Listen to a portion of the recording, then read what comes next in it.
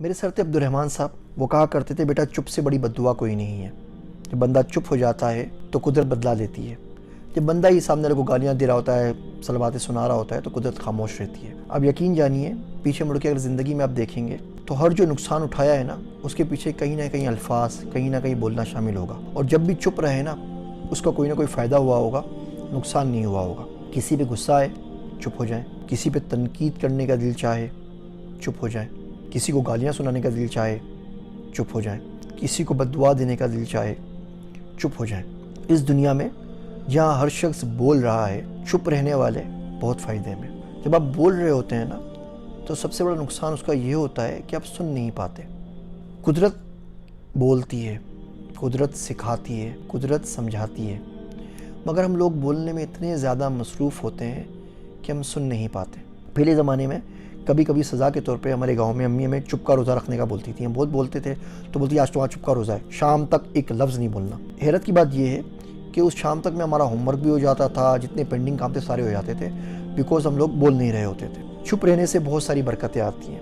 بندہ خاموشی سے ذکر کرتا ہے، غور و خوض کرتا ہے اللہ کی قدرت پہ، اللہ کی مخلوق کے اوپر، اور بہت ساری برائیوں سے بچ جاتا ہے۔ یہاں اب تم حسد کرتے ہیں اچھائیوں اور کامیابیوں میں، کیا ناکامیوں اور برائیوں کے اندر بھی۔ آپ بولے یار مجھے نا بخار ہو گیا تھا، بولے آپ کو بخار؟ اوہو مجھے تو کینسر ہو گیا تھا، میں تو اسے سروائیو کر آیا ہوں۔ اس میں بھی یعنی آپ نے مقابلہ کرنا ہے کہ اس کو بخار ہو گیا تو وہ بھی اس نے کوئی جیسے تیر مارا ہے، آپ نے 4 تیر اور مار کے لے کے آنے۔ تو برائی کے اندر بھی مقابلہ کر رہے ہیں، اور اچھائی میں تو ہے ہی۔ آپ بول دیں کہ جی میں پاس ہو گیا ہوں، بولے آپ کیا پاس ہوئے؟ میرے بچے نے تو 1100 نمبر دیے تھے میٹرک کے اندر، اور تو 1200 لیتے رہ گیا، اور اس کا تو A1 گریڈ آیا تھا۔ آپ کی کہانی شروع ہو جاتی ہے، چپ کیوں نہیں رہتے؟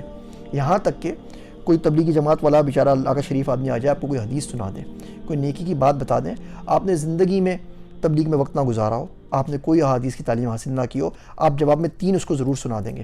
آپ بولیں گے اچھا یہ بھی تھا، اچھا یہ بھی تھا، اچھا یہ بھی تھا، وہ صحیح ہو غلط اس سے بھی آپ کو واسطہ نہیں ہے، صرف اس لیے کہ آپ اس کو بتا سکیں کہ تم سے زیادہ اسلام مجھے پتہ ہے۔ یہ بولنے کا کینسر کیوں ہمارے معاشرے میں آ گیا کہ ہم چپ نہیں رہ سکتے؟ چپ رہ کے تنقید سنیں، چپ رہ کے علم سیکھیں، چپ رہ کے سننے کی کوشش کریں، چپ رہ کے دین سیکھیں، چپ رہ کے سامنے والے کو سمجھنے کی کوشش کریں۔ نان وربل کمیونیکیشن کے اوپر کتابیں لکھی جا چکی۔ جب بندہ آپ سے بات کر رہا ہوتا ہے نا تو اگر آپ غور سے اس کو دیکھیں چپ رہ کے، اور اس ارج کو روک لیں تھوڑی دیر کے لیے کہ ہر سیکنڈ کے بعد اس کی کسی بات کا آپ کو جواب دینا ہے، یا کاؤنٹر کرنا ہے، یا ایگری کرنا ہے، یا ڈس ایگری کرنا ہے، چھوڑ دیجئے اس کو، تو آپ دیکھیں گے کہ اس کی آنکھیں کچھ اور کہہ رہی ہوں گی، اس کی زبان سے کچھ اور نکل رہا ہوگا، اس کی باڈی لینگویج آپ کو کچھ اور بتا رہی ہوگی۔ سائل کی شکل سے پتہ لگ جاتا ہے وہ سائل ہے۔ محتاج آدمی کو بولنے کی زحمت نہیں پڑتی اپنا فقر ظاہر کرنے کے لیے، لیکن ہم اس چپ کی دوڑ میں اتنے آگے نکل گئے ہیں کہ نہ دیکھ سکتے ہیں، نہ سن سکتے ہیں، نہ سمجھ سکتے ہیں، بس بولنے کا شوق ہے اور بولے چلے جا رہے ہیں۔ اللہ سائیں اتنا زیادہ بولنے پہ مجھے بھی معاف کریں گے۔ بولنے کا سب سے بڑا مسئلہ یہی ہے بھائی کہ جو کچھ بول رہے ہیں وہ لکھا جائے گا، اور جو کچھ لکھا جائے گا اس کا ایک دن حساب دینا پڑے گا۔